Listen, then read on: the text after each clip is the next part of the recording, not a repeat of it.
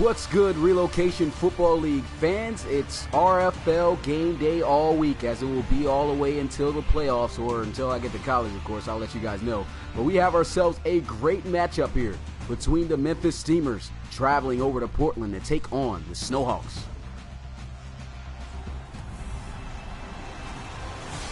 Welcome here in Portland as the Snowhawks host the Steamers in this Week 10 NFC matchup.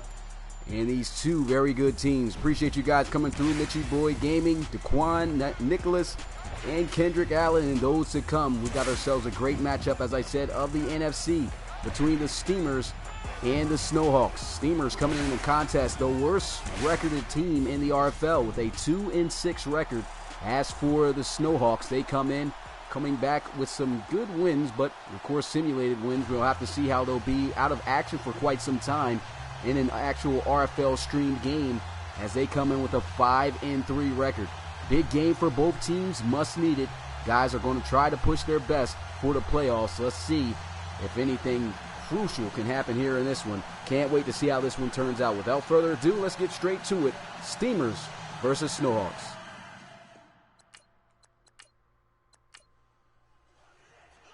So here we go. The Steamers kicking this one off to, excuse me, you had that backwards. The Snowhawks kicking this one off to the Steamers, and this one's going to be returned out to the 28-yard line, and that's where the Steamers will get started. It was good, Coach Armstrong. Appreciate you coming through the live stream.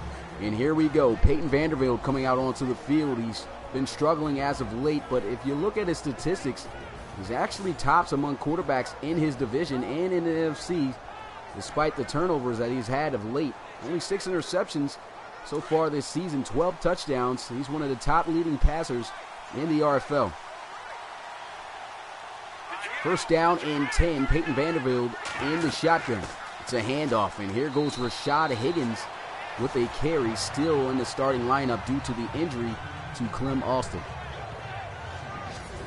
Here's a closer look at this offensive lineup of Memphis as they try to claim their 3rd win of the season. Worst team so far record-wise in the RFL. And due to injuries and just lack of big-time plays being able to be made in big-time moments has really cost the Steamers a lot of games that they could have won in some close ones. And here goes 2nd down and 6 after a 4-yard gain on the first carry. They go right back to Higgins, and he's going to lose a yard on the next play. That's going to bring up now 3rd down and 6. So the defense looking to get a 3-and-out here. Offset I formation for Memphis.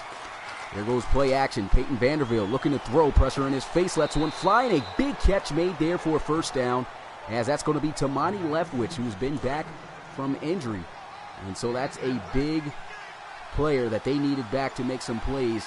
There he is. His first pass attempted to him. Able to come up with that catch in traffic. Here's a handoff for Rashad Higgins to the outside, but he can't get it, as the defense able to drop him down at the 43 for a loss. That's going to be Dirth in the initial contact to bring up now 2nd down and 11.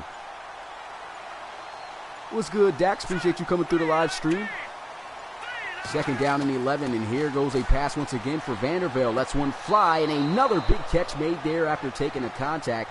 And guess who it is? Tamani Leftwich with 2 back-to-back big catches, this time on the left side of the field. And that's going to move the chains once again for Memphis.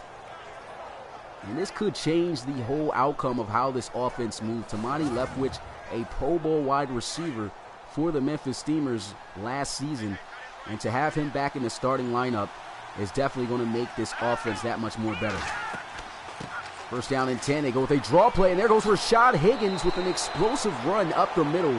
Great draw play there. Great blocking also by the offense. And he's going to have 1st and 10 once again for Memphis at the 26-yard line. 3 big 1st down pickups, and they are moving down the field a little bit with ease on this Snowhawks defense. That was just a nice play call. Great execution, great speed, and Rashad Higgins, man, as I've said last time that these guys were in the match, it seems like he may be making the case to try to get in that starting lineup for the Steamers. He has been a much more explosive so far than Clem Austin has been for the Steamers. And here goes the defense, not going to allow this run to go for big yards at all. Monroe getting his first carry of the day, and the defense going to bottle him up behind the line of scrimmage for a loss of 2.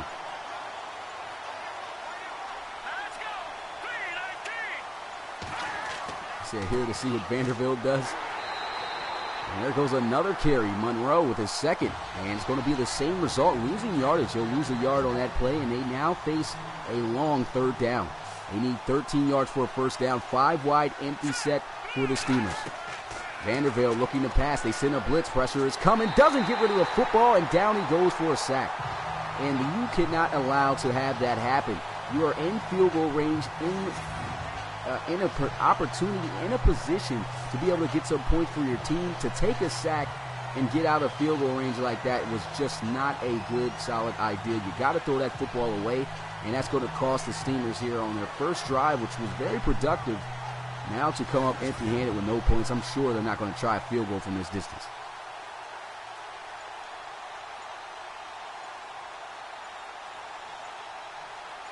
And so here goes the punt. Steamers going to boot this one. This one angling towards the right sideline. Goes out of bounds at the 10. So a really good punt there. And we'll get a look at the first time for a while here of the offense of the Portland Snowhawks, led by Joseph Gidley. Second in passing yards and leads in touchdown passes in the NFC. So he has been a very productive quarterback. It has been a little bit of a struggle for him compared to last season. He was the MVP of the NFC a season ago. And here he is just trying to make something happen here on his first drive. Lets one fly, and there goes a big catch for a first down as he is able to find number 82. That's the big Joe Johnson for his first catch, 10 yards and a first down. And that was a nice clean pocket he had there by the offensive line. Wide open receiver, able to put that one right there on the numbers in the gut. And that's going to move the chains the very first play.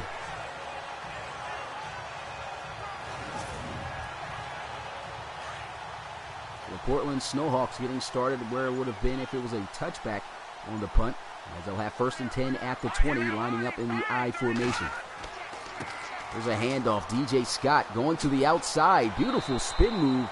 Can't avoid the second tackler, but he does get a good gain on his first carry. Last week, 17 carries for 72 yards, so he was very productive on the ground. May not have reached that century mark, but that's a great average, over 4 yards per carry.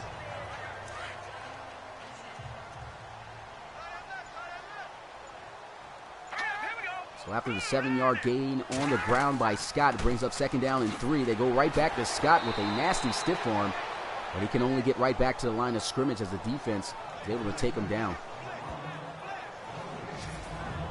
And here's a closer look at this Snowhawks offense. This is an offense who's got nothing with excellent receivers on the outside. Karis Curry leading the RFL in receiving yards and touchdowns. So he's always been a big-time receiver ever since last season for the Snowhawks. And here goes a counter play action as Joseph Gidley moves around, throws on the move, lofts one up, and a big diving catch for the first down to move the chains. And look who it is. It's Karis Curry. That's going to put him over 750 receiving yards so far on the season. And what about this touch pass by Joseph Gidley? Able to get that one exactly where only he could get it. You had to have thrown that one completely on the money. And that was the only place you really could have put it for somebody to make a play on the ball. And Karis Curry showing off the athleticism, diving and making a great catch to move the chains once again. 2 for 2 for Joseph Gidley. Both passes and completions going for first downs. No motion Linton over to the left side, and here goes play action once again. Gets to the outside, throws it on the money, and there goes a completion to their big rookie receiver. That's going to be Martin Jr. And that was just an excellent pass. What about Joseph Gidley off to a hot start? 3 for 3. And all 3 completions have been for big catches and first downs for the Snowhawks. And what about these receivers as well, getting wide open on the defense? And that's going to result in a Snowhawks first down. What's good, Triple the Pug? Appreciate you coming through the live stream. Forgot to say what's up to you too, Coach Kozer. Appreciate you coming through. I formation here for the Snowhawks. Both receivers out wide towards the left. Play action has been eating up the Steamers all day, and there goes a big catch made there in traffic. Even the running back showing off the hands as he was able to hold on to that one after immediate contact. Here's a look at the opposing defense that the Steamers will be going up against. They had a very close game a week ago against the Thunderbirds. He almost could have came through in an overtime, possibly with an upset win, but came up short after an interception was thrown. But this defense played their part, did a good job against LC3 and the Thunderbirds. Unfortunately, at the end, the cookie crumbled for them. Came up with a loss, and now here they are sitting at 2-6, looking to try to step up and get their third win here against the Snowhawks. And here goes a handoff, and that's going to be a tackle made at the 30 for a loss of a yard. That's going to be Mitchell O'Brien with his first carry, and he'll lose a yard to bring up 3rd down and 9. So good defense right there on that play. 3rd down and 9 here as they'll have Diddley in the shotgun. They'll look to pass, 5-man rush, gets it out to O'Brien. Can't deliver a good enough juke move to get by the defender. That was a great tackle made there by J.T. Casey, the safety. But they are in field goal range to be able to attempt to get the first points of the game. This one should be a good chip shot, as it should be a 45-yarder. Kick is up, line drive, and it is good. And so the Snowhawks on the board first as they'll take the lead with 3 points. 3-0 is the score here in the first quarter with 3:40 left to go. A good opening drive really for both teams. Unfortunately, after that sack for the Steamers, they couldn't get any points themselves. Should have possibly been a tie ball game at 3 apiece. But instead, they'll just be down by 3 points. Very easy to come back, much more manageable. I won't necessarily say it's easy, but more manageable for you to be able to score and take the lead either way. So let's see if they can get that done here and accomplished on this next drive.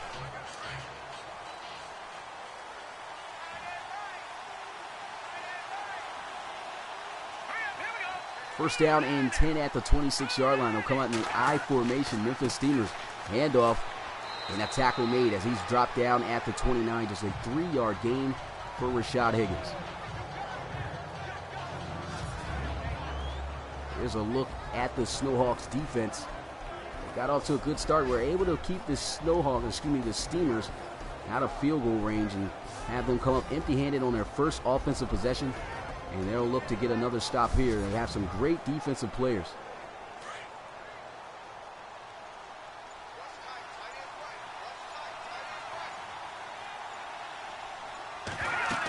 Second down and 7. Here goes a handoff and a broken tackle. He gets to the 34-yard line. Rashad Higgins. Another carries. 3rd down and 3 now for the Steamers. Trying to establish the ground game. It's been working a little bit good for them.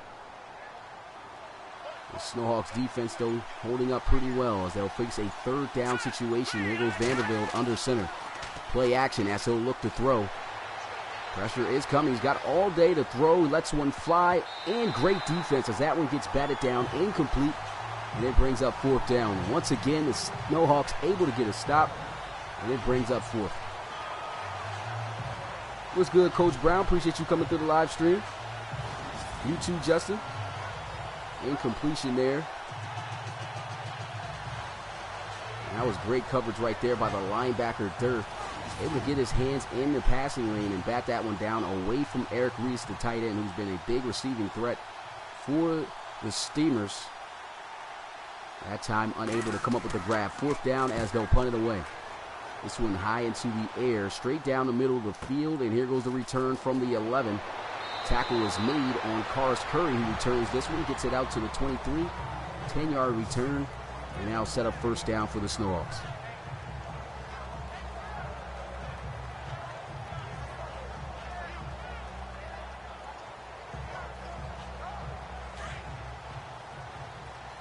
First down and 10 at the 23-yard line. Shotgun for Joseph Gidley. 3 receivers out wide.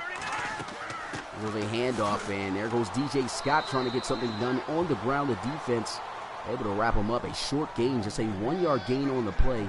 Brings up 2nd down and 9. Winston was there on the tackle, and Winston is a great defensive player here for the Steamers. Does a great job getting to the ball carrier and making solid tackles as he kept that one to a 1-yard gain. Does a great job in open field making those tackles. 2nd down, though. Here goes Joseph Gidley looking to pass. Moving around, and an awkward throw. This one goes out of bounds. Incomplete. That's his first incompletion of the day. And that brings up 3rd down and 9.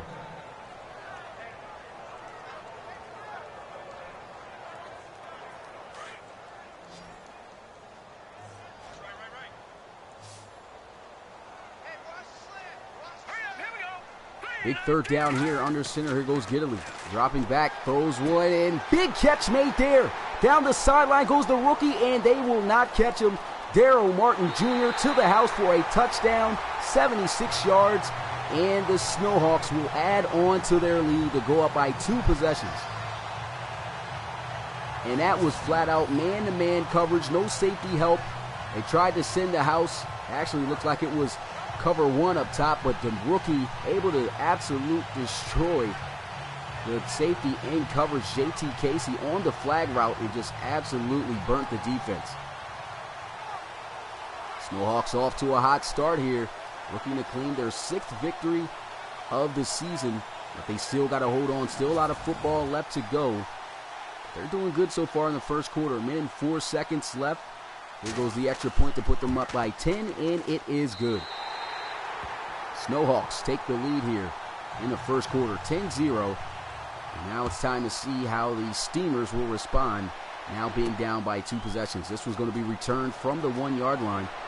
And a pretty good return as he gets it out past the 25.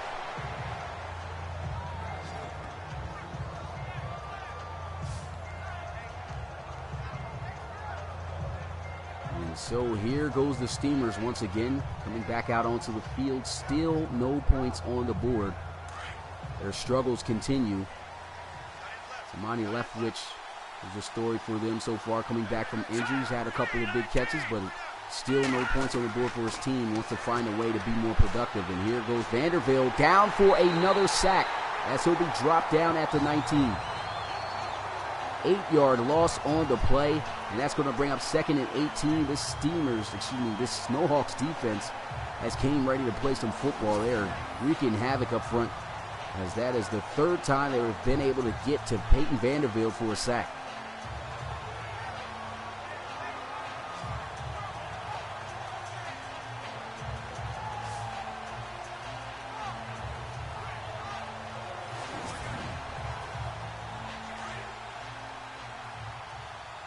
Huge loss on that play, and it brings up now 2nd down and 18. Vandervelde going to come out here. A little bit of a staggered I formation here for the Steamers. Here goes a throw over the middle. Big catch, and there goes the tight end Eric Reese, almost outrunning the defense. A big first down play for Memphis,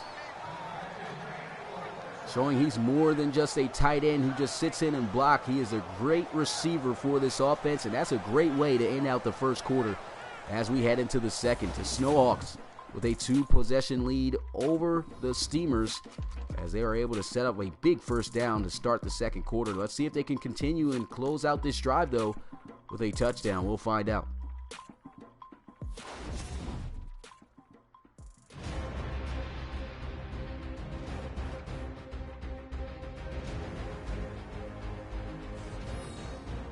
So we're back here in Portland.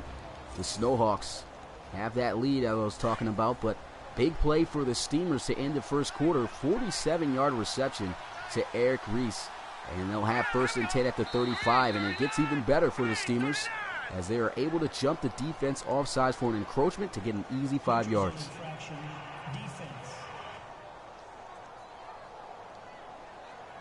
And so that'll be Dwight Northrup, the defensive end, jumping too early. Going to give up 5 yards. It sets up now 1st and 5 right at the 30-yard line.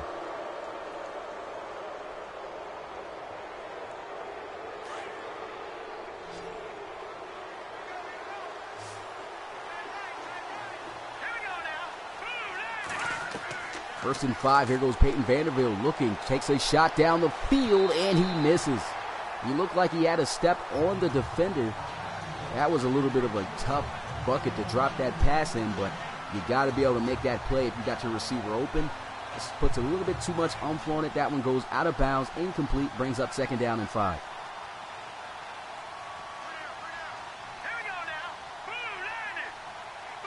Steamers like to line up in this formation, and here they go looking to pass. They send an all-out blitz, wide open, an easy touchdown, and there goes the tight end again, Eric Reese. Gets in the end zone, and now the Steamers getting themselves right back into this game. Their first touchdown and first points of the day. And Eric Reese was just absolutely wide open on the left side. I don't know how they were able to leave him that open, though. And he looked like he was running a dig route. Just nobody paid attention to him going out on a route. Was able to get in for an easy 6 points, 7 points, looking to get tacked on with this extra point.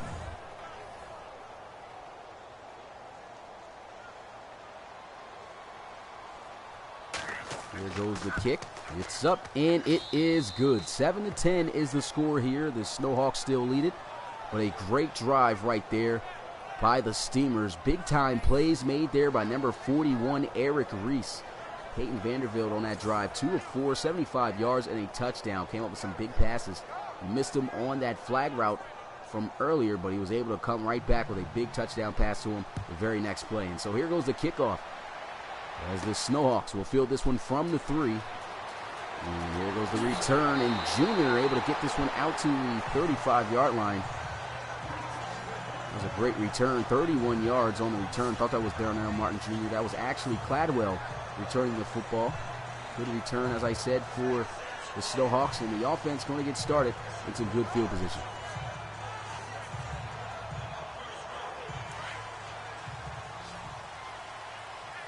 First down and 10 at the 35-yard line. Shotgun for Gidley.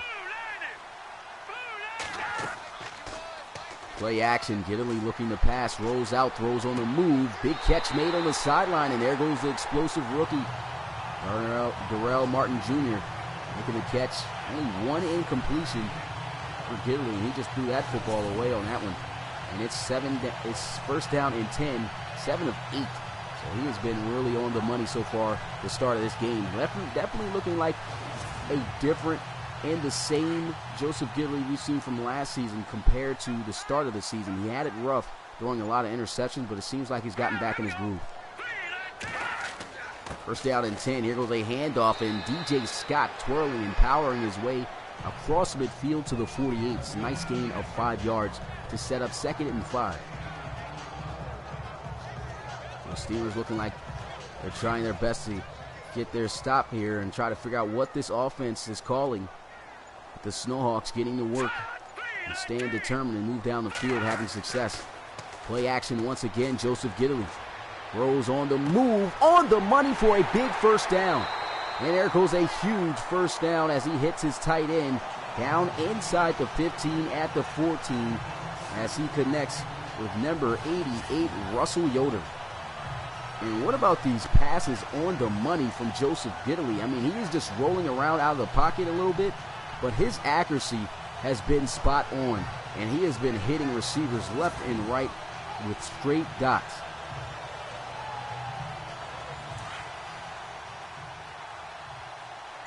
Joseph Gidley showing why he is a 99 overall quarterback, throwing with great accuracy and precision on the crazy pass plays on the move. And there goes a handoff as DJ Scott gets this one to the 12.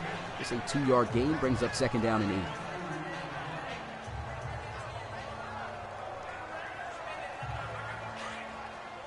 Snowhawks looking good on this drive.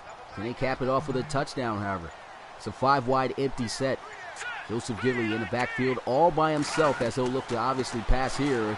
Instead, he tries to go. It looks like a design quarterback draw, though. Didn't work out as the rookie submitted draft player, Max Moore, comes up with that tackle to bring him down.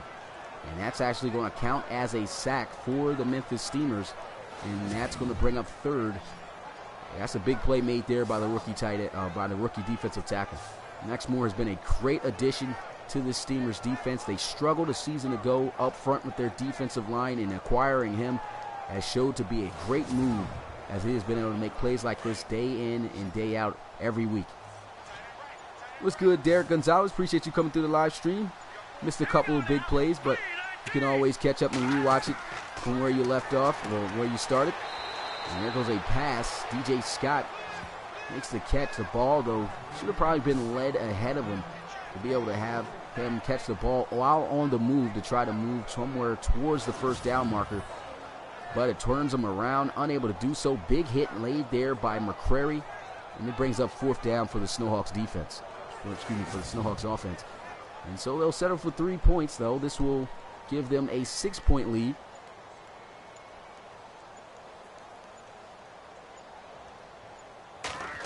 There goes the kick. It's up, and it's good. Straight down the middle. Score now 13-7 for the Snowhawks. Crowd is hyped up. Their team is leading, but another touchdown. If they give that up, that lead will be gone. This defense has got to be ready to step up and do better in the pass game because they really struggled with throwing the football on that last drive. They actually struggled with stopping the pass. But here goes the return. Good tackle as he'll be brought down at the 28-yard line. And so here goes the Steamers offense coming back out onto the field. Gave up some points, but they didn't give up a touchdown, only trailing by 6. And here goes Peyton Vanderbilt, how he's done today. 4 of 6, 102 yards, a touchdown, no interceptions. As we have seen in the past couple of weeks, he struggled taking care of the football, throwing multiple interceptions. But as I said, if you look at his stats, he's actually a pretty good, solid quarterback. Fullback dive here, and there goes a nice little stiff arm to spring him to the 32-yard line for a nice gain of 4 on his first carry. That's Nix.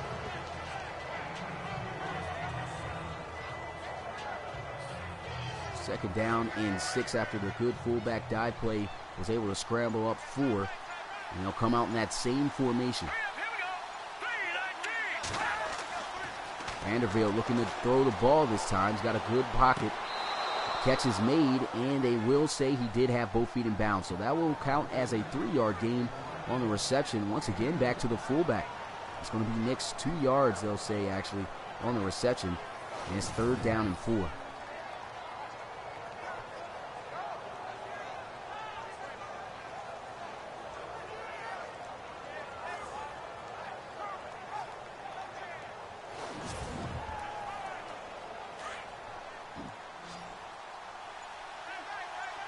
Third down here. They'll come out same formation once again, except the receiver's a little bit out wide. There goes a pass, misses an opportunity, and it's intercepted. And there goes the linebacker, Roy, with a huge pick, and that's going to turn the ball over for the Snowhawks. Peyton Vanderbilt throwing his 7th interception on the season, and he had a wide receiver, actually a running back, coming wide open on the angle route, and Roy just unexpectedly getting the ball thrown right to his chest on the numbers, makes the catch. Looked like he was a little bit in shock for a minute at the fact that he came up with the interception. And then he was able to get a little bit of a good return after that interception to set up the offense nicely inside the Steamers' territory at the 36. I formation here for the Snowhawks. There's a handoff. DJ Scott getting some good yards. Beautiful spin move, and what a run by DJ Scott, maneuvering his way through the space. And that's going to be 1st down and 10 at the 14-yard line for Portland. That was an excellent job by the blockers. You see that he was able to work with the lane they were able to give him, and then he was able to create some more space. And that spin even set up a block for him to get some more yards. And that was able to move the chains for a nice gain on the ground. DJ Scott running with some authority.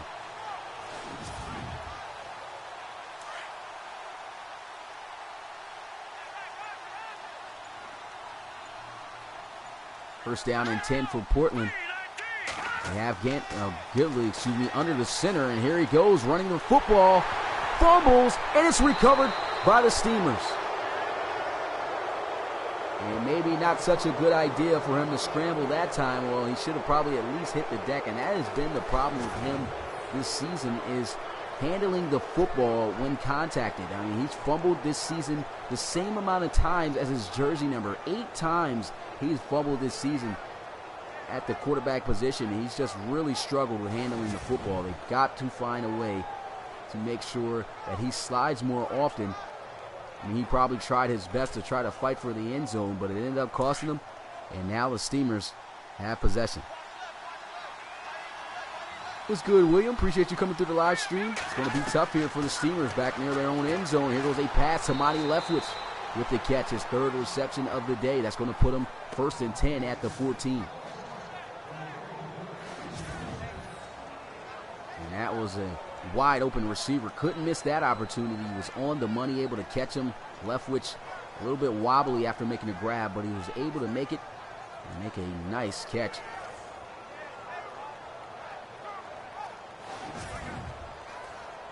After the stumbling grab, it was able to move the chains First down and 10 as the time continues to count at the 14. Vanderbilt again looking to pass, throws, and I do not know where he was intending on throwing that football. It was in the area of about 3 separate receivers. And he is lucky in throwing that in traffic. That one wasn't picked off. Second down and 10. Here goes a run, and nice nifty move there by Higgins, able to avoid the first tackler.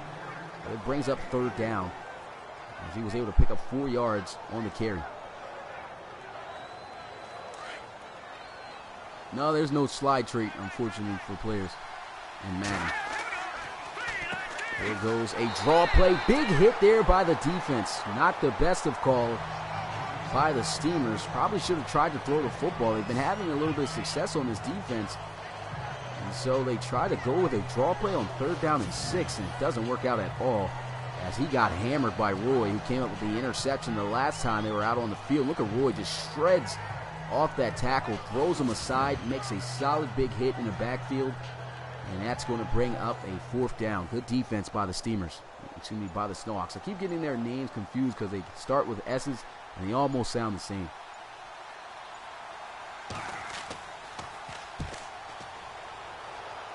There goes the punt. This one in the air. Karis Curry on the return. Beautiful spin move. He's got space to the left side. Can't avoid the tackle, and down he goes at the 42. Either way, a great return for Karis Curry. He's had a couple of good returns so far today. He's been doing excellent as a receiver this season. Only got 1 catch, though, so far. Joseph Gidley is who's doing excellent, so far. 9 of 10, 179 yards, and he is lighting up this defense throwing the football. I formation here for the Snowhawks. A handoff. DJ Scott will be dropped down at the line of scrimmage. No gain on the play. It's second down and 10. What's good, RBL? Appreciate you coming through the live stream. Yeah, I like the Snowhawks uniforms as well. Color just looks very nice.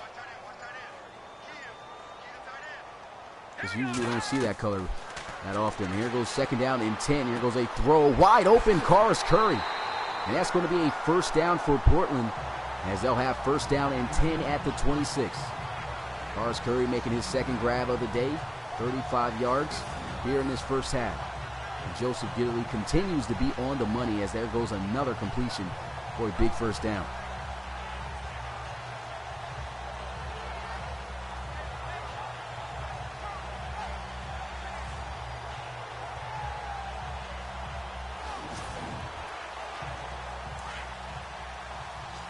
Big first down completion for the Portland Snowhawks. First and 10 at the 26. They'll line up pistol formation with Joseph Gidley. Gidley going to look to pass as they send a blitz. He actually takes off once again. Hangs on to the football, though, this time, as he's able to move the chains, this time with his legs. 2 times he's ran out of the pocket, 24 yards on the ground, and that was just, once again, excellent ball carrier vision, actually, by Joseph Gidley. It's crazy because Gidley has just turned out to be a completely different type of quarterback than he was in his first season in the RFL, in the NFC's first existence. And he was more so of a pocket quarterback who threw the football with great accuracy. This season, though, he does both. Great dual threat quarterback, takes off with his legs, throws the football with accuracy still. But his problem is that he's been running a little bit too much and also fumbling the football, as I said earlier. He's got to learn how to take care of the football when taking off, and he's got to learn how to slide as well. Tight formation here for the offense. Second down and 8, does the same thing, takes off. Jump cut, doesn't slide, but either way, hangs on again, and it's a first down for the Snowhawks. How do you stop this offense when you got a quarterback who is as accurate as Joseph Gidley and can rip you apart with running the football as well? We've just never seen him play this much. I mean, he's got a different style, as I said, from last season, but it has proven to be effective, and it also has proven to cost the Snowhawks a couple of games because of his fumbles. But if he can get that together, this Snowhawks offense can just be absolutely unstoppable and unpredictable.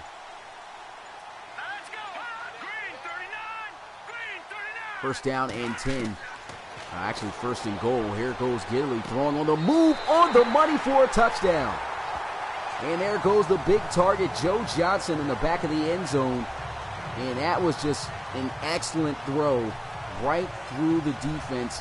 Found a sweet spot on the zone, and there goes the touchdown. How do you stop Joseph Gidley? He is on fire today. You can't set quarterbacks as pocket passers or anything. They have to be what they are in the game. So you cannot change what their traits are as far as that, Mitchie. But that's not going to matter in Madden 19 because all the traits are going to be present. And it depends on the offensive scheme and stuff like that. But we'll get to that, of course, when Madden 19 comes out. Just a month pretty much away to wait for that to come out. And I cannot wait to see where it takes the RFL, which I know is going to be some good spot, which I know is going to be a good place because the beta was really good. I can't wait to see what the product is going to be. Messing up on my pronunciations a little bit here. But here goes the return. Going to be taken down at the 28.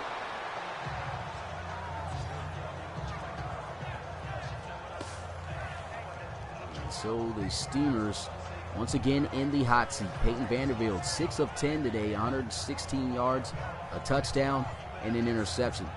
It's all on him to lead this offense down the field, but his offensive line hasn't really been doing too great of a job in protecting for him, and he's also missed a good amount of opportunities to connect with wide receivers who are wide open. It was a draw play. Jump cut doesn't work as Higgins is taken down at the 29-yard line after just a gain of a yard by Swanson.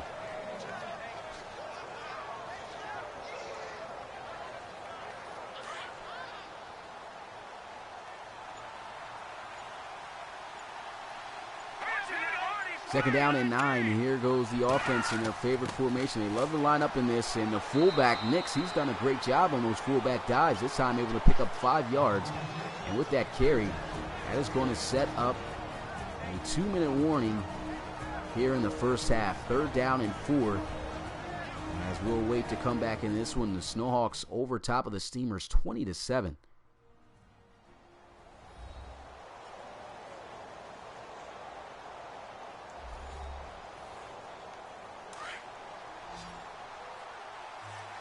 Four yards away from a first down, 2 minutes away from the end of the half with all 3 timeouts. So they got more than enough time, but they need to convert here. There goes Vanderbilt looking once again off the mark. Wide open was Eric Reese, and he just sailed it way too high, and just out of the area from the intended target. He struggled with accuracy for some time here, and he is lucky that one wasn't picked off by Ramsey, who broke on the football. He just swatted it away. Should have just tried to put both his hands up to try to get the interception. Either way, good defense. Well, I wouldn't necessarily say good defense. Good help from Peyton Vanderbilt, and a defense able to get the 3 and out. Punt high into the air. No fair catch as Karis Curry delivers a stiff arm. Gets this one out to the 19.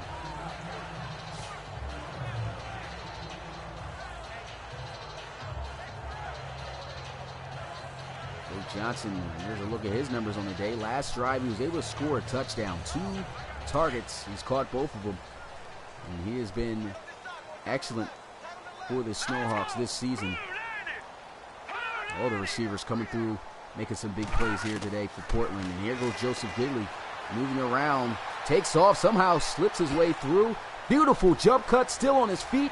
And he takes contact down at the 40. What a run by Joseph Gidley. 4 carries for 55 yards. And I don't even know how he got out of the pocket there. The defensive end just absolutely ran right by him. And he was able to squeeze through the space. Shows off once again a nifty juke move. And man, who would have ever thought Gidley was this explosive running out of the pocket? As I said, just a completely different player from last season.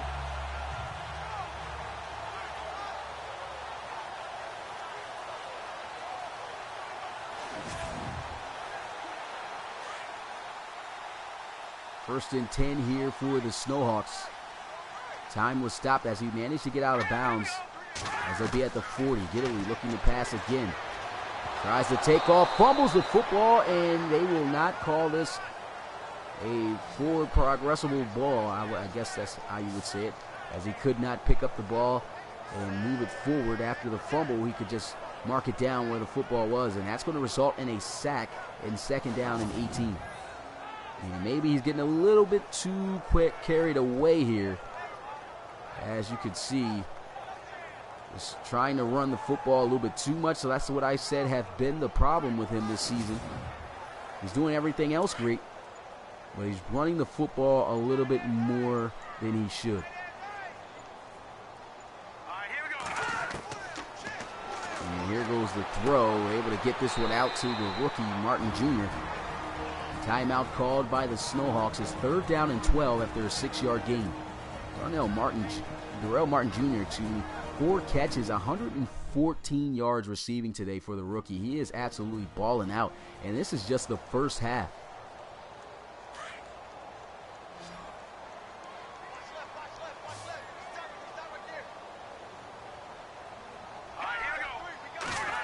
Under center, here goes Gidley, throws, diving catch made, and man, had he have been able to catch him in stride, maybe Cars Curry would have been able to turn up the field to possibly pick up the 1st down, but still a great catch and good play.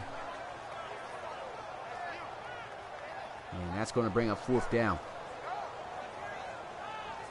It seems like anything thrown in the vicinity of Cars Curry is always going to be catchable for him, and he comes down with it. That was a tough catch to be made, and here goes the punting unit as the Steamers will have 50 seconds, which will start counting after the snap. We'll try to see if they can get some points, I guess, before the end of the half. This one goes out of bounds at the 9, so that applies a lot of pressure for them not to attempt to try to go down the field. And if I'm the Steamers, at this point, I'm just trying to run into the half and develop a much more better game plan to come out with in the 2nd half on how we can get back into the game. We'll see if that's what they'll elect to do.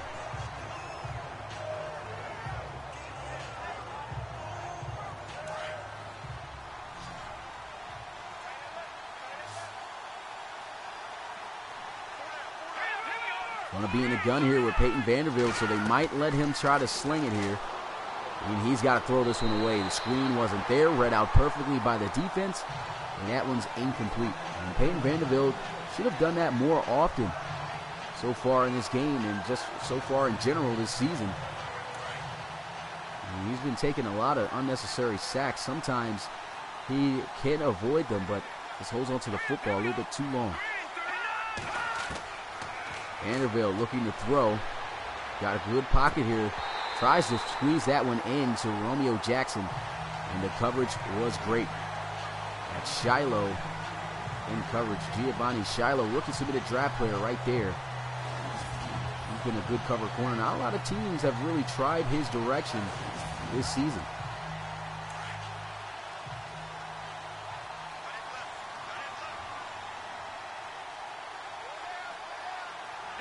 Third down and 10. Fullback dive. It's been effective all day, but it's not effective on that play as the Snowhawks will burn their final timeout as they get a quick 3-and-out.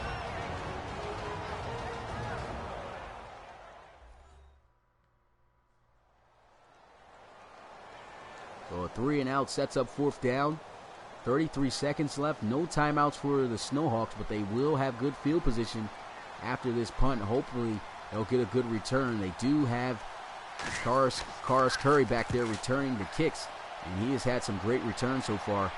But here, doesn't have any space, and he goes down at the 39-yard line.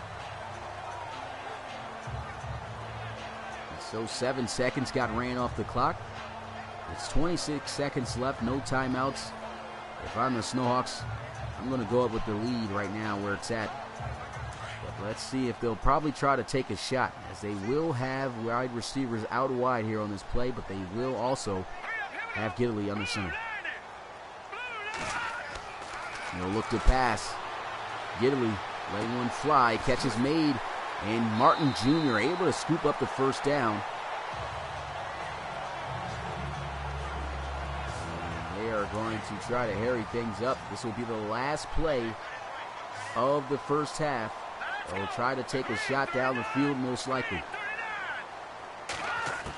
Gidley here looking to pass, just throws this one into the flats, just doesn't want to try it. DJ Scott avoids the first tackle, goes down after a 2-yard gain, and that's going to be the end of the first half. The Snowhawks up by 13. The score 20-7. The Steamers once again in the hot seat, not looking to lose their 7th game straight of the season, man. It's crazy, the downfall of Memphis. Started out 2-0 and has lost 6 games, and so far looks like they could be on the way to a 7th. But they can change that fate if they can get things going in the second half. But it's going to have to be something big also from both sides of the ball, by the offense and the defense. But here's a look at the plays. Man, there's just been some big-time plays being made by the Snowhawks here today. What's good, Cam Jones? Appreciate you coming through the live stream. You too, Joshua Willows. Thanks for coming through. He said, is it too late to submit a player? Nope. You can go to the website right now at relocationfootballleague.com, fill out an application, and your player will be entered in the draft for Madden 19 next season. So make sure, if you haven't done that, do that already at the website that I said, relocationfootballleague.com. Also, I have to let you guys know, you can only submit 1 player a season, though. No more than that.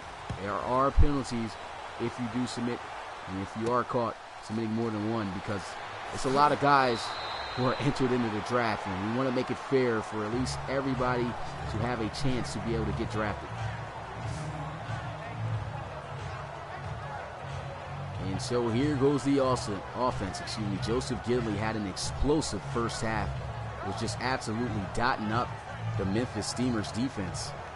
And let's see if he can continue to keep that action going here at the start of the second half. Team up by 13, and he'll come out under center here for first down. Handoff as they'll give it to DJ Scott.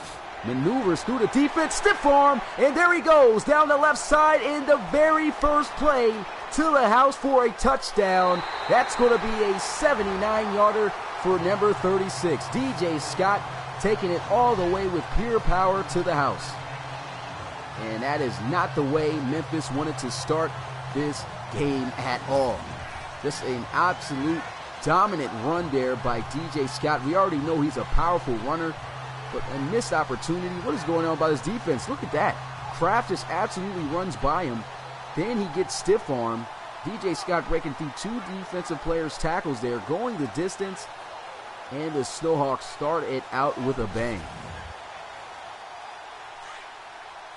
Want to try to go for 2 points too here to rub the salt in the wounds, but that's going to put them up by 3 possessions with 21 points. I'll try to run it, and here goes DJ Scott towards the end zone, but he did not get in, got stopped just inches short. Look at that. DJ Scott almost even powered his way through all of that traffic to get in the end zone. But man, either way, that was an amazing 79-yard touchdown run by Scott to set up the Snowhawks to lead by 3 possessions. Here goes the kickoff, and the Steamers are going to have to respond and respond quickly before things get ugly.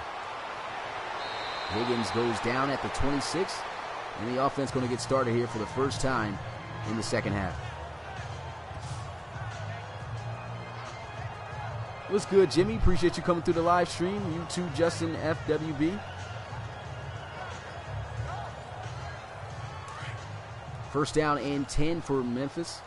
Trailing big here. Down by 19 points. They're going to have Vanderbilt under center, dropping back, looking to pass. They'll send a blitz, lets one fly. And there goes a good catch made for the first down as he finds his receiver, number 16, Myron Watt. Those hook routes have been big. The receivers have been making catches, but it's up to Vanderbilt to be accurate with the passes. He's been missing a good few amount of passes. Here goes a run, and here goes an opportunity for a big touchdown run as well.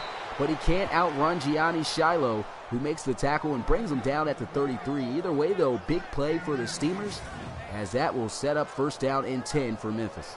And that was a great job by the blockers. You could see there, good vision by Rashad Higgins.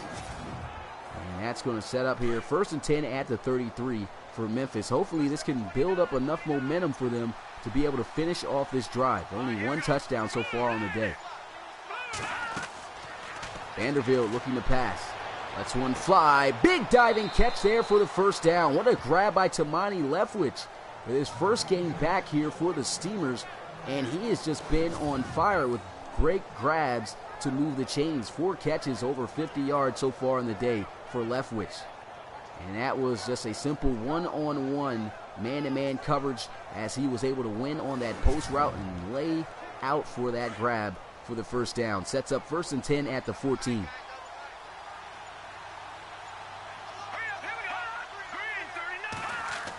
First and 10, here goes a handoff.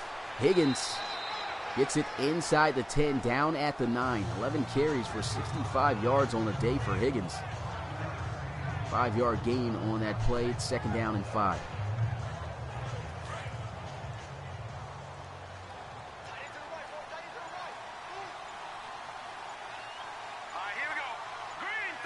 Offset I formation. They try to hand the ball off, and Higgins this time won't be going anywhere as he'll be brought down behind the line of scrimmage by Swanson. That's his 2nd time that he's been able to get to him in the backfield for a loss.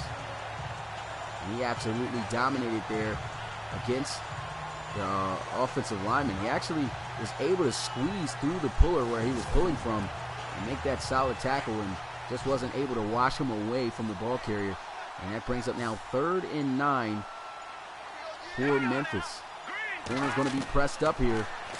And Vanderbilt lets one fly. Catch is made, and it's a touchdown for the Steamers. There goes the rookie, Romeo Jackson.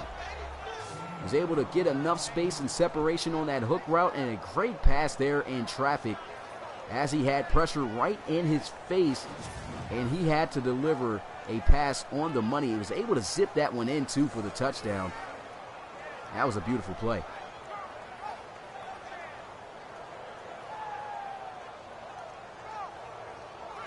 That was rookie on rookie in coverage there, and Romeo Jackson wins.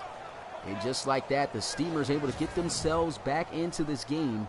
Here goes the extra point to cut the lead down to 12. Kick is up, and it is good. And the score now 14-26 as the Steamers still trail, but a great drive. Hopefully that can build up some momentum here as this second half continues. What's good, Canadian Gamer? Appreciate you coming through the live stream. Said, do I know when draft 3 will be? Not quite sure, but it will be after the college series. So the college series, to be honest, guys, will be very short. It won't be long lasting, but I'll make sure to talk more about that series in the future. Here goes the return, though. Cladwell able to get this one out past the 25, out to the 26. In the offense, going to get started after giving up a touchdown on their last drive. But last time they were out onto the field on offense, they were able to score on a long 79-yard touchdown by DJ Scott, and that was just an excellent run with pure dominance and power that was able to give them and stretch their lead. But now they need to make sure that they can do that once again. Let's see if they can repeat that same outcome. There's a handoff. DJ Scott can't get the outside this time as he is brought down by McBride. 2-yard loss on the play, 2nd down and 12. Now there, on that situation, DJ Scott should have planted his foot and turned straight up the field where there was space to try to get some yards. He tried to go out too wide. It ended up costing him yardage, and it's now 2nd down and 12 here for Portland. There's a handoff. They go right back to Scott again, though, and he picks up the first down. Great running, good blocks up front, and there goes 1st and 10 once again for the Snowhawks. And look at this, 11 carries, 130 yards for DJ Scott, averaging 11, close to 12 yards per carry.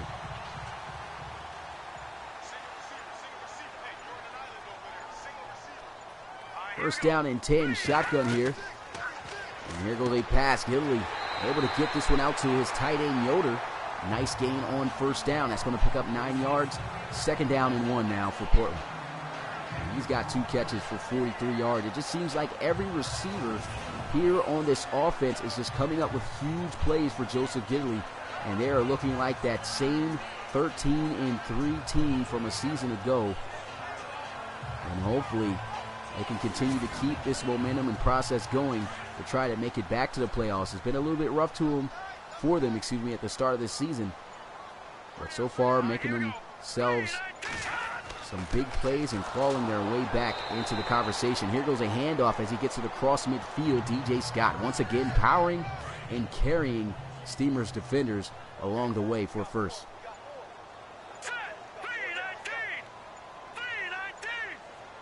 Pistol formation. There's a handoff. DJ Scott once again. This time, though, he's going to be dropped behind the line of scrimmage for a loss. It's a loss of a yard on the play. Second down and 11. Good job there by JT Casey. I was about to say DJ Scott again. The safety coming down, helping in there in run support. And they'll come out 5 wide, empty set here for Portland. And here goes Gidley, throws on the move, and it's on the money for a first down. There goes Mitchell O'Brien, the rookie submitted draft player. He's going to have the first down, as it will be first and 10 at the 35, thanks to number 35.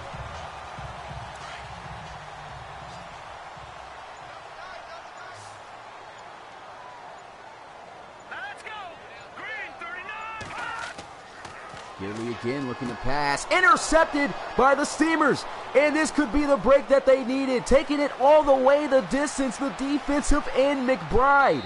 Unbelievable play. And that is going to be 6 points for Memphis. And I think that was actually the linebacker. I know the defensive end wasn't moving like that. He has a defensive lineman's number. But man, McBride showing off the wheels and athleticism to get the pick and take it the distance for a touchdown. And just like that, Memphis is back in this game thanks to number 94, Taylor McBride, with possibly the biggest play of the day so far. Huge pick six, and here goes the kick, and it is good. As I said, man, the Memphis Steamers, they may be the worst recorded team in the RFL, but every game that they have lost, they have made it competitive, and once again clawing their way back in a game that seemed like it was going to be out of reach. And there's a possibility for a comeback here that Memphis can possibly close out on. Came up close to coming up with an upset win against the Thunderbirds. Let's see if they can deliver here against the Snowhawks. The return is going to be brought down at the 27-yard line. And there goes the offense. Joseph Gidley's got to be careful with the football here now.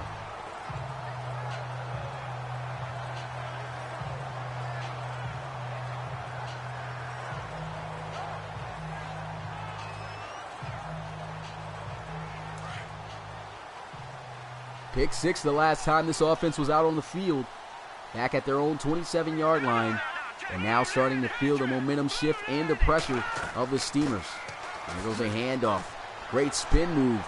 Still breaking through tackles, but he doesn't come all the way through as he's brought down at the 31. Good 4-yard gain. Tough 4 yards there by DJ Scott.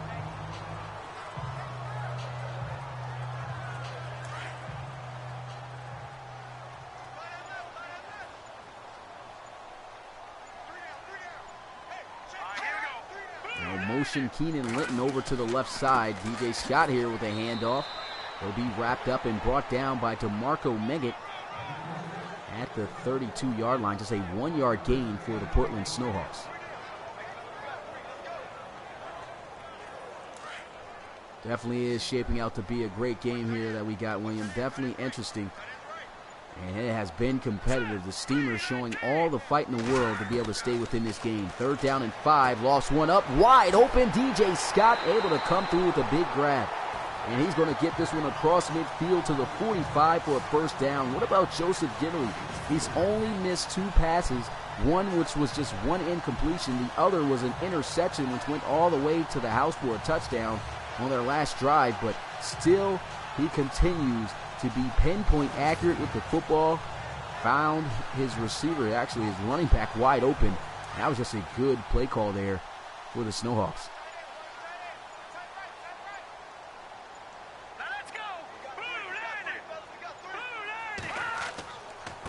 It was a handoff. DJ Scott, stiff arm, doesn't work though, as it will be dropped behind the line of scrimmage for a loss of a yard. JT Casey has been a great safety in run support today for the Steamers, able to connect with the first contact there and bring them down.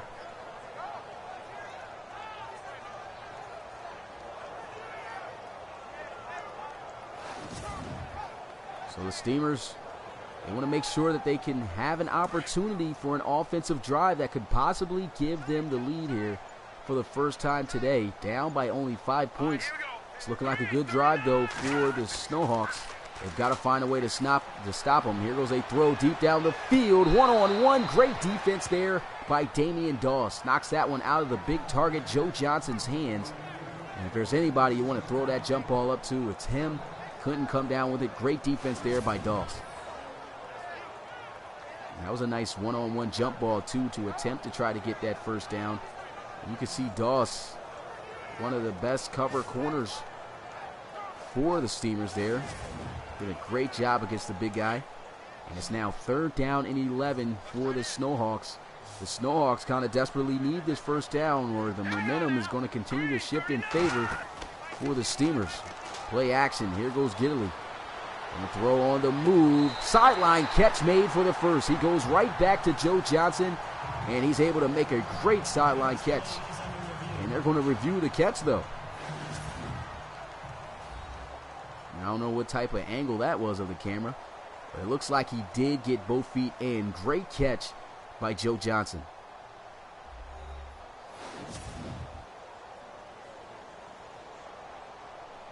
Once again, an on-the-money pass from Joseph Gidley. It's 1st down and 10 at the 17.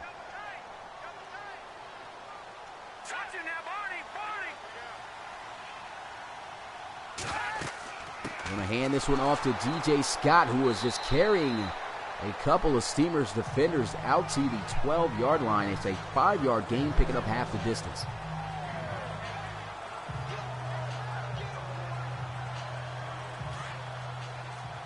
This offense is just firing on all cylinders. It seems like every receiving weapon has been a threat, and the Steamers just have no idea on how to stop them. Here goes DJ Scott trying to get himself in the end zone. Comes up close, though.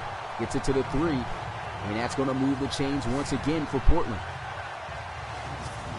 Submitted a tight end, you said? Congratulations, and thank you for your submission. Can't wait to see if your guy gets picked and where he would land in the draft. I will have to let you know, though, not everybody gets drafted in the RFL due to so many submissions. But the best of luck to you and everybody who has submitted a draft player this season. I formation here. Portland looking to punch this one in. It's a handoff. DJ Scott with great blocking, untouched in the end zone for 6. That's going to mark his 2nd rushing touchdown of the day, and the Steamers are going to give up a touchdown as the Snowhawks continue to apply the pressure. And that was just an excellent bounce-back drive from Joseph Gidley. You talk about a guy who just came off of throwing a pick 6 the other way, which gave the Steamers an opportunity in life to be able to come back with a 1-possession game. And his very next drive just absolutely delivers dots and beautiful, accurate passes and moves his team down the field to be able to cap off with a touchdown run. That was just excellent determination and fight from a quarterback who is just absolutely leading the offense of the Portland Snowhawks. There goes the offense, though. The kick return from the 1-yard line. Gets it out past the 25. As he gets it to the 28, that's Myron Watt on the return.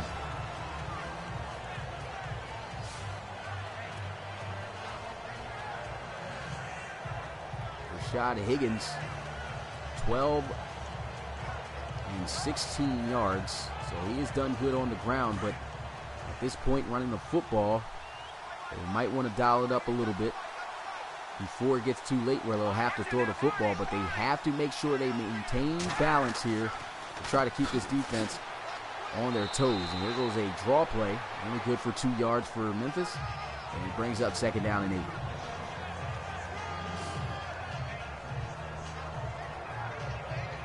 Williams says Steamers are going to answer. Let's see if they will.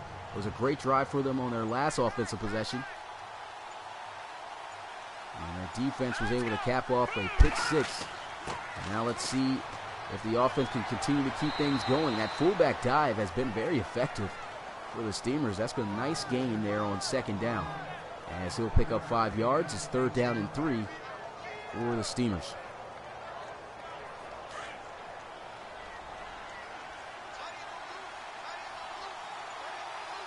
Time winding down here. It's late in the 3rd. They need 3 yards. They'll drop back looking to pass. A big catch made there by the rookie Romeo Jackson. Able to hang on, and that's going to move the chains for Memphis. Only his second catch of the day, but he does have a receiving touchdown that he was able to grab on his first grab of the day. What's good, Sports Galaxies? Appreciate you coming through the live stream. It's been a little while, my guy, but thanks for coming through. It's important. It's a new schedule now for the RFL. There will be one game every day of the week for each week, and so there are going to be 5 more games after this throughout the week. No more piling on more than one game a day. And look at this powerful run. All right, Higgins gets this one to the 50, and it's 2nd down and 1. That actually helps work in through my schedule, and so that'll actually also post up more games and content every week and every day for you guys for the channel, so you don't have to wait for the next game. But that's going to be the end of the 3rd quarter. The Steamers still within this game, down by 2 possessions. But they have to make something happen here on this drive and make sure that they find a way to slow down the Snowhawks before things get ugly.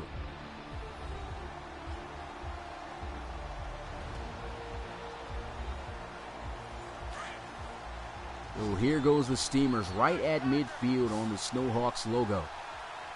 Shotgun for Vanderbilt. They'll look to pass on 2nd and 1. Lets one fly. Wide open Romeo Jackson for his 3rd grab. And he just absolutely beat the defensive back off the line of scrimmage, off the 9 ball. Great recognition also by the quarterback, Peyton Vanderbilt, to see the easy access. And you could see he saw that it was a cover 2 situation. Was able to get by the corner and delivered the ball fast enough to move the chains for the 1st down. As I said, guys like to look and pinpoint on the bad of Peyton Vanderbilt. But Peyton Vanderbilt, stats-wise, which I will, I can't wait till this becomes an online league so you guys can see stats. But Peyton Vanderbilt is a solid quarterback. Almost threw an interception there, though, and that brings up 2nd down and 10.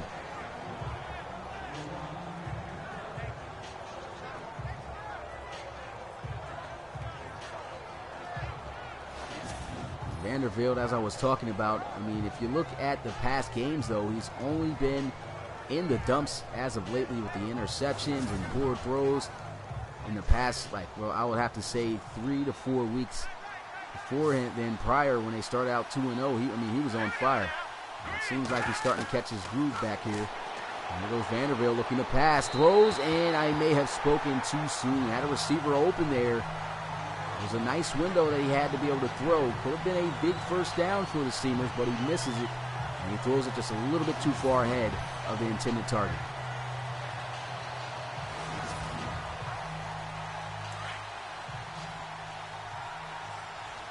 Incompletion brings up 3rd down and 10. 5 wide empty set for Peyton Vanderbilt. Vanderbilt looking to throw. Blitz is coming. Good job by the offense. And there goes Eric Reese making the catch for the 1st down. Big grab there. Big play. 1st down for Memphis.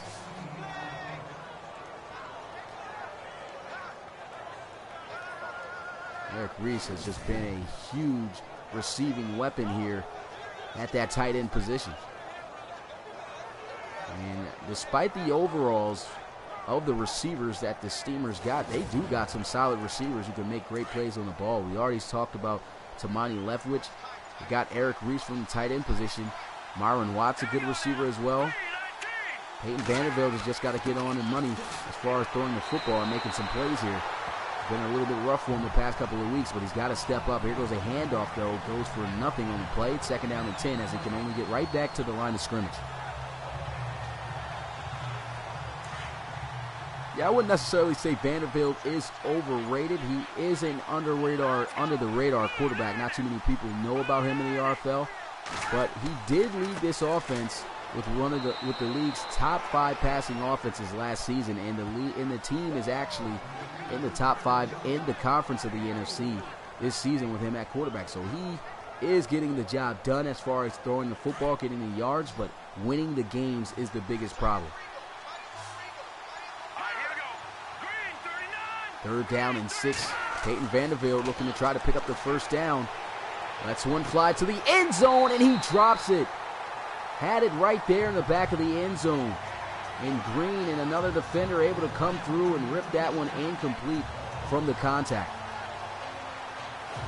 That was a nice pass. He was just sitting there in the back, and Eric Reese couldn't hang on to it. Roy and Green just smashed into him and sandwiched him pretty much on the play. And that results in an incompletion, and they'll settle for the 3 points here, as it will cut the lead down to 9. So they at least cut the lead down, though. 24-33 is the score. The Snowhawks still have the lead here. And if they score another touchdown, things could get ugly and probably cost them.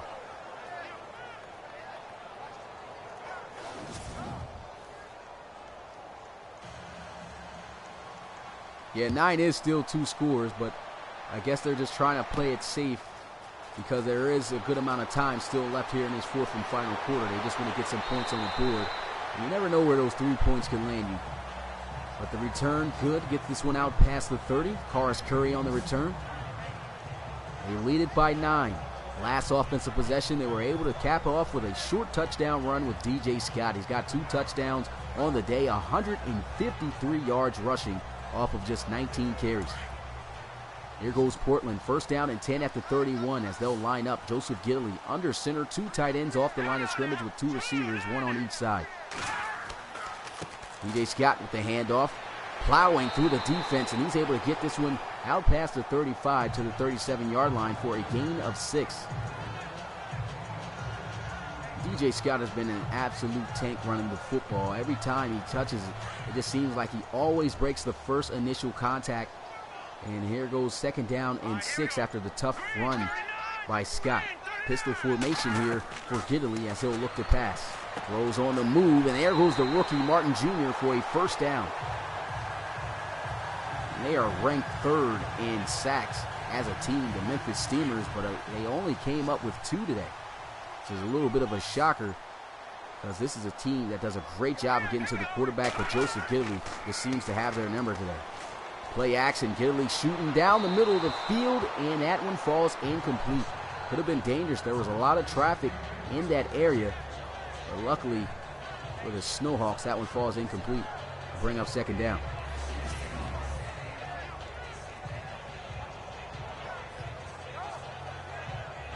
That was great coverage also by Damian Doss, as I talked about. Great cover corner. Looked like he probably got away with a little bit of pass interference there, but I guess the only reason why is that pass didn't seem like a catchable ball, and so I guess they let it slide. It's 2nd down and 10, offset I formation for Portland. They'll run the football here with DJ Scott, and he'll go down at the 49. Over $160 on the ground for the big guy. Damian Doss on the tackle. It's 3rd down and 6 now for the Snowhawks.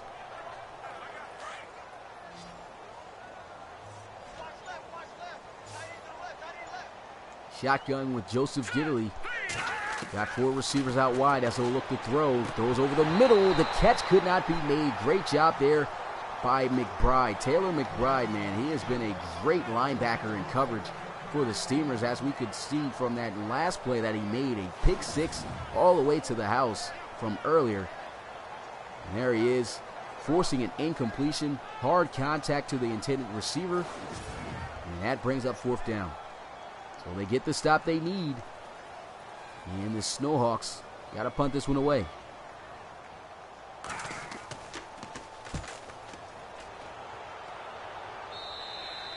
Good punt. This one goes out of bounds at the 20. What's good, Ty Brewski? Appreciate you coming through the live stream.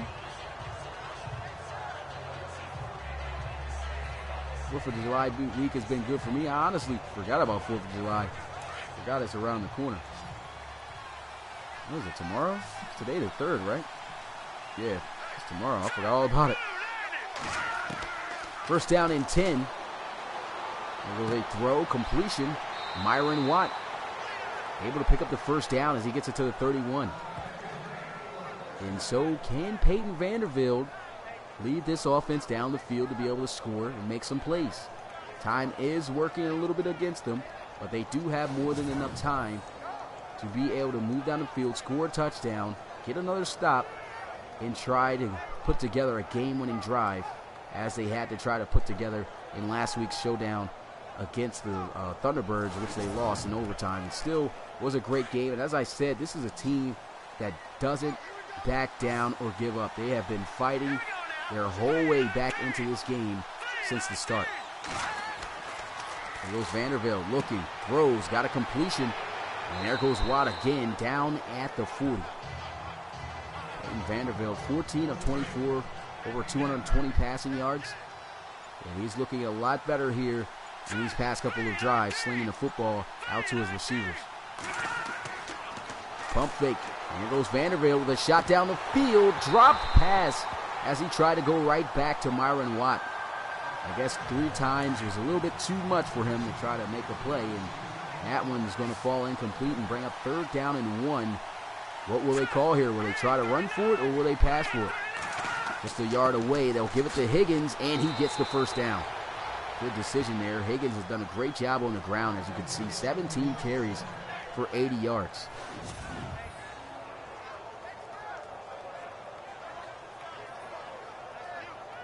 All right, Sports Galaxy, I'll see you. Thanks for coming through.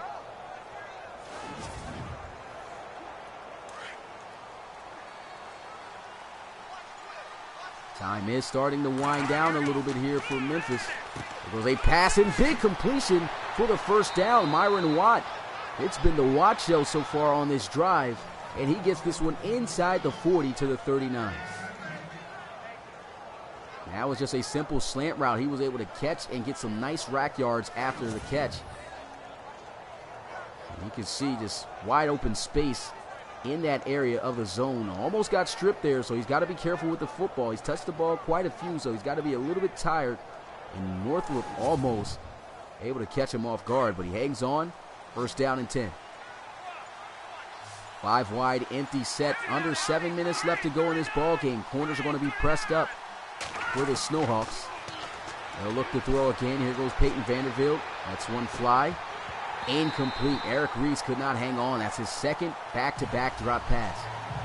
He had one in the end zone for a touchdown earlier, but he dropped it after the contact. It was a tough catch to be made, but got to come up with a catch like that in these catches, period, to try to make sure that you can get your team back into this game. You already know he's an explosive and great receiving weapon to this offense. And here goes a draw play. Doesn't do much for the offense as he goes down at the 38 just for a 1-yard gain, and it's 3rd down.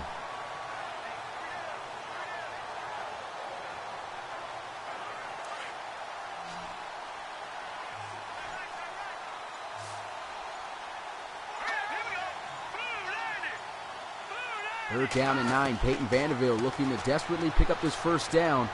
That's one fly, and he is off the mark. Incomplete. They aren't even in field goal range, and that was a catch you got to be able to complete there. Vanderbilt just misses him.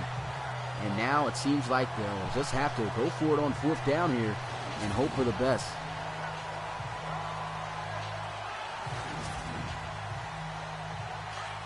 Just as expected, here they go. 4th down, 9 yards to go. 2 safeties high here for Portland. In the gun is Vanderbilt. Play action as he'll look to throw. Lets one fly. Nice little touch pass. Diving. Catch made. No, he dropped it. The contact from the ground was too much for the rookie Jake Pride, who was going to make his first appearance on the day, and coach is not happy with that. That was a big catch that needed to be made. An excellent pass by Peyton Vanderbilt. He had it in his hands and dropped it.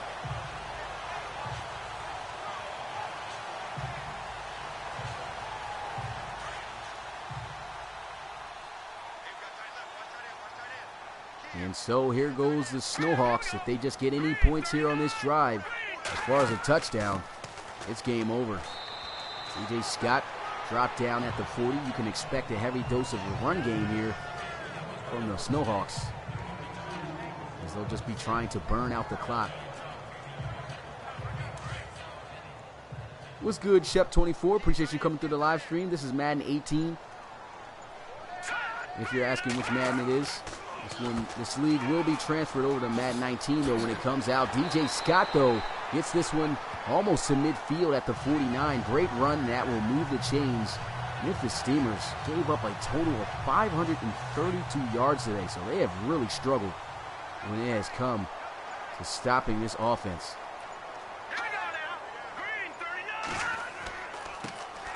Scott again with the handoff, breaks the contact, goes down at the 48.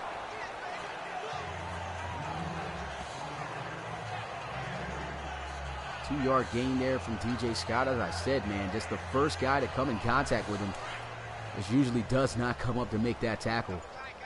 They'll have Mitchie O'Brien in the backfield. And here goes O'Brien with his carry. Not much on the ground, just a 2-yard gain as he is brought down immediately by Clayton.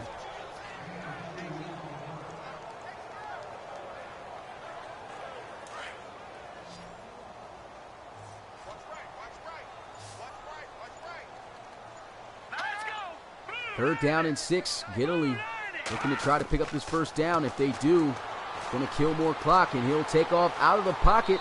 Slides, but what? Probably should have looked at the sticks to see where he slid at. He slid a yard short of the first down marker, and it's crazy because he has never slid throughout the whole time that he is taken off out of the pocket. And the time where he shouldn't slide, he slides short of the first down marker. That is crazy. And now the Portland Snowhawks have to punt it away. This one goes in the end zone for a touchback. And the Steamers are going to come back out onto the field, still trailing by 9 points.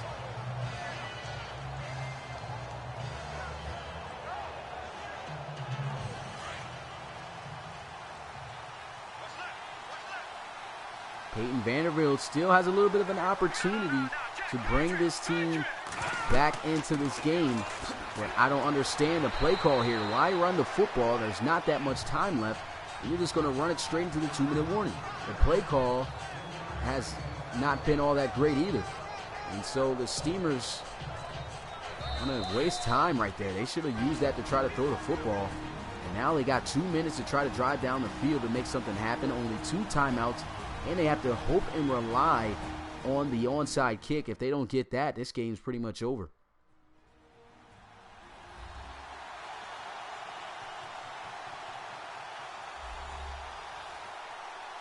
And it definitely seemed like a negative IQ decision call right there to actually run the football when you're down late in the game. 2-minute offense, though, here for the Steamers. And there goes Eric Reese making the catch for the first down. And here they are going to run that hurry-up offense.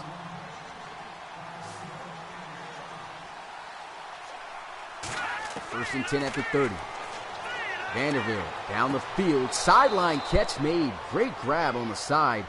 And look who it is. It's Tamani Leftwich, who's made a lot of spectacular catches today. 5 catches, 71 yards for the top receiver here for the Steamers. I know they're excited to have him back off from injury.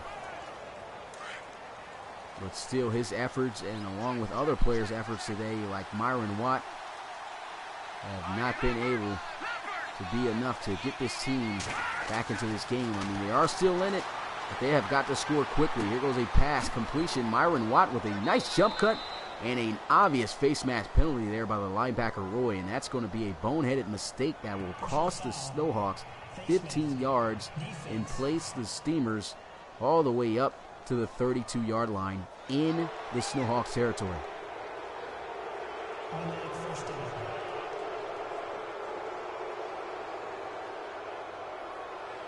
Myron Watt hyped up about that play. First down and 10 at the 32. Time is still ticking. They got to hurry up and score as fast as possible if they want an opportunity to come back in this game. Down by 9. Peyton Vanderbilt looking, throws, incomplete. That's the 3rd straight drop from Eric Reese. And he is just catching a little bit of the brick hands as of late. I mean, 3 back-to-back drops from one of the league's best receiving tight ends. I don't know what's going on here, but it happens to the best of them. Missed opportunity there, but at least it will stop the clock. There goes Peyton Vanderbilt looking, and that one off the mark. Probably was a good idea that he threw it off the mark, because if he had thrown that one a line drive to him, it looked like that could have been a play made on the football that could have ended up in an interception.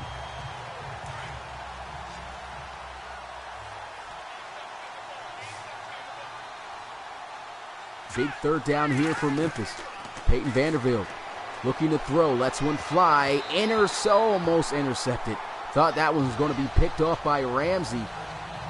And once again, great coverage by the Snowhawks.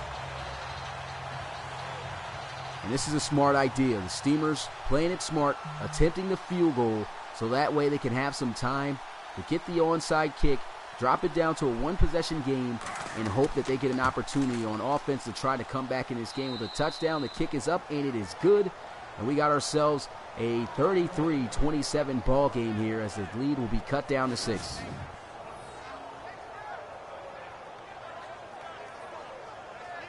So the Steamers play it safe, and they play it smart. But now they need to recover this onside kick. It is going to be vital for them. If they don't get it, most likely it will be game over, and there goes the recovery. There's still a little bit of a chance, though, for the Steamers to get the ball back. But they have to make sure that they don't give up a first down, don't get them in field goal range, and don't waste that much time. They got to call timeouts immediately.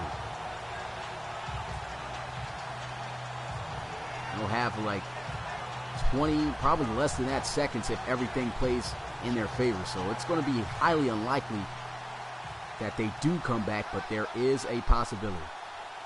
Pressed up corners here. Looks like they may be playing cover one defense here. And they are. It's a handoff to the outside. Big hit on DJ Scott. And that's going to be an immediate timeout after a 4-yard loss right at midfield.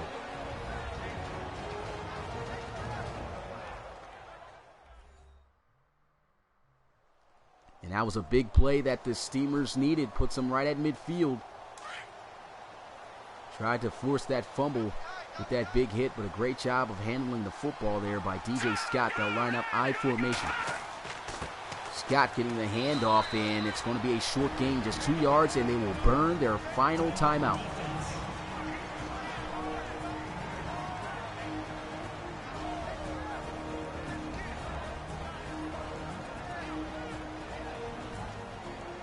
And so things are playing into the hands of the Steamers.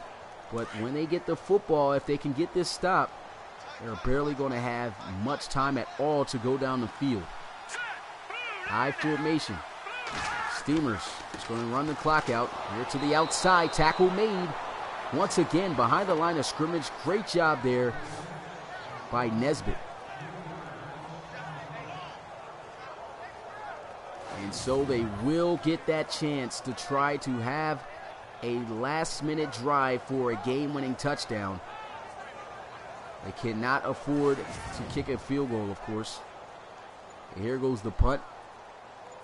As the time is counting down, they'll have under half a minute to move down the field as the punter will look to try to pin this one somewhere near the sideline, near their goal line. And a great punt. This one inside the 20 at the 15. 26 seconds left for the Memphis Steamers.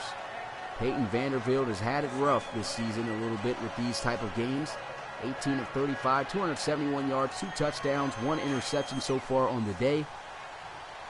And here we go.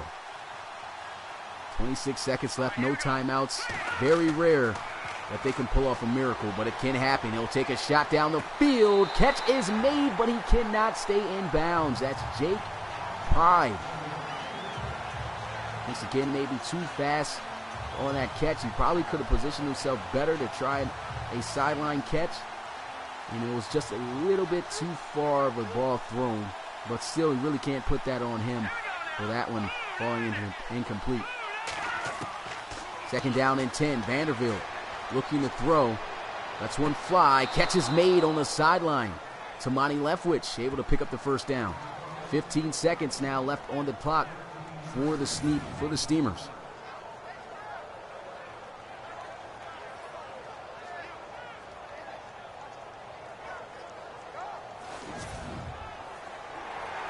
Who's going to review this? That looked like he obviously had both feet in bounds. We'll have to see, though. Yeah, he clearly had 2 feet in. You see right there, 1, 2. The next one was out, but obvious first down completion there for the Steamers. Didn't know why they would review that. That was just completely obvious. And here they go. 1st and 10 at the 29. Still way back on their side of the field. Hoping for a miracle here.